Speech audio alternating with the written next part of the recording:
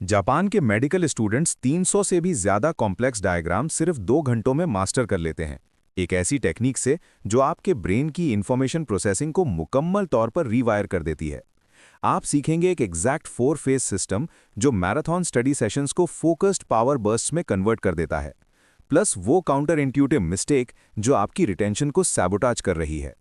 अपने लास्ट 8 घंटे के स्टडी सेशन के बारे में सोचो। कमेंट करके बताओ नेक्स्ट वीक कितना एक्चुअली रिटेन कर पाए थे। एक एमआईटी रिसर्चर ने शॉकिंग डिस्कवरी की।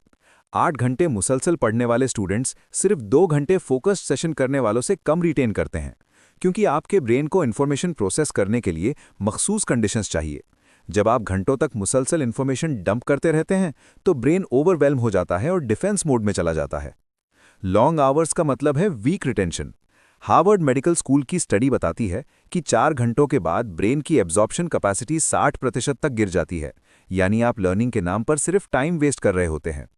सरप्राइजिंग इंसाइट ये है कि आपकी वर्किंग मेमोरी सिर्फ 7 ± 2 आइटम्स एक साथ हैंडल कर सकती है। ये एक यूनिवर्सल लिमिटेशन है जो हर इंसान के ब्रेन में मौजूद है। जब आप हैवी टेक्स्ट बुक्स को बगैर ब्रेक किए एक साथ पढ़ते हैं तो आप लफ्जी तौर पर अपने ब्रेन की कैपेसिटी एक्सीड कर रहे होते हैं। चंकिंग का मतलब है इन्फॉर्मेशन को छोटे माने ही इस हिस्सों में तोड़ना। इससे कॉग्निटिव स्पेस बचती है। रिसर्च से पता चला है कि जब इन्फॉर्मेशन को स्मॉल मीनिंगफुल यूनिट्स में तोड़ा जाए तो रिटेंशन कई गुना बेहतर हो जाती है, क्योंकि ब्रेन को पैटर्न्स रिकॉग्नाइज करना रैंडम डेटा से आसान लगता है। एक सिनारियो इमेजिन करो। 2 स्टूडेंट्स एक ही चैप्टर पढ़ रहे हैं। एक सिर्फ हाईलाइट कर रहा है, दूसरा बुक बंद करके खुद को एक्सप्लेन कर रहा है। सच ये है कि दूसरा स्टूडेंट एग्जाम में 3 गुना बेहतर परफॉर्म करेगा, क्योंकि एक्टिव रिकॉल ब्रेन में रिट्रीवल पाथवेज क्रिएट करता है जो पैसिव रीडिंग कभी नहीं करती। टेस्टिंग हमेशा री रीडिंग से बेहतर होती है। ये टेक्निक मेमोरी कंसोलिडेशन को फोर्स करती है। आप सिर्फ रिकॉग्नाइज नहीं करते बल्कि वाकई रिकॉल कर पाते हैं जब जरूरत हो। एक पर्सनल मिसाल, मेरा एक दोस्त मेडिकल एंट्री टेस्ट के लिए रोज 12 घंटे पढ़ता था। फिर उसने हर्मन एबिंगहाउस की 1885 की डिस्कवरी अप्लाई की और स्टडी टाइम आधा कर दिया। एबिंगहाउस का फॉरगेटिंग कर्व दिखाता है कि हम 24 घंटों में तकरीबन 67% इन्फॉर्मेशन भूल जाते हैं अगर मखसूस इंटरवल्स पर रिव्यू ना करें। अगर आप डे 1, डे 3, डे 7 और डे 21 पर वही कंटेंट रिव्यू करें तो रिटेंशन ड्रामेटिकली बेहतर हो जाती है। इसे कहते हैं space it out, lock it in. Neuroscience के मुताबिक ये इंटरवल्स ब्रेन में न्यूरल कनेक्शंस मजबूत करते हैं और इन्फॉर्मेशन को टेम्पररी मेमोरी से लॉन्ग टर्म स्टोरेज में शिफ्ट करते हैं। सक्सेसफुल स्टूडेंट्स लाशऊरी तौर पर 3 या ज्यादा सेंसेस एक साथ यूज करते हैं। ये कोई इत्तेफाक नहीं। जब आप रीडिंग के साथ डायग्राम बनाते हैं और कंटेंट लाउड पढ़ते हैं तो मेमोरी ज्यादा मजबूत बनती है। Multiple channels, multiple memories. अब एक थिंकिंग क्वेश्चन। रिचर्ड फाइनमैन को द ग्रेट एक्सप्लेनर क्यों कहा जाता था? क्योंकि वो कहते थे, अगर आप किसी कॉन्सेप्ट को 12 साल के बच्चे को समझा नहीं सकते तो आपने उसे वाकई समझा नहीं। मॉडर्न ट्विस्ट ये है कि अपने फोन में वॉइस नोट्स रिकॉर्ड करो जैसे आप किसी दोस्त को पढ़ा रहे हो।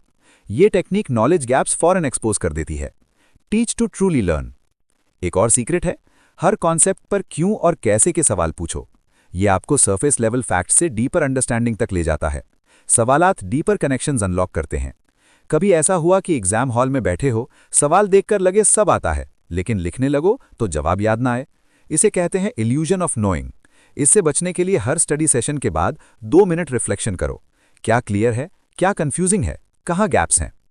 पोमोडोरो सब जानते हैं, 25 मिनट स्टडी, 5 मिनट ब्रेक। लेकिन एडवांस्ड वर्जन है 90 minutes deep work plus 20 minutes deep rest. Break में फोन स्क्रोल नहीं, वॉक, आंखें बंद या हल्की म्यूजिक। अब मॉर्निंग माइंड हैक सुनो। सुबह के पहले 30 मिनट ब्रेन की गोल्डन विंडो होती हैं। इस वक्त फोन ना उठाओ, 15-20 मिनट किसी टॉपिक की रिवीजन करो। जो सुबह पढ़ोगे वो ज्यादा देर तक याद रहेगा। सिलेबस बड़ा होता है मगर एग्जाम छोटा हिस्सा पूछता है।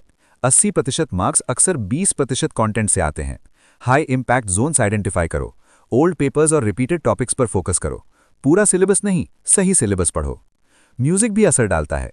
बिना लिरिक्स के एम्बियंट साउंड्स, वाइट नॉइज या रेन साउंड फोकस बढ़ाते हैं अगर वो डिस्ट्रैक्ट ना करें। राइट साउंड आपको डीपर जोन में ले जा सकता है। तो अब आपके पास हैं वो साइंटिफिक हैक्स जो आपके ब्रेन को अपग्रेड कर सकते हैं।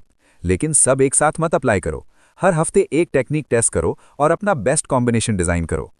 अगर ये एविडेंस बेस्ड टेक्निक्स आपका स्टडी अप्रोच चेंज कर रही हैं तो सब्सक्राइब करो।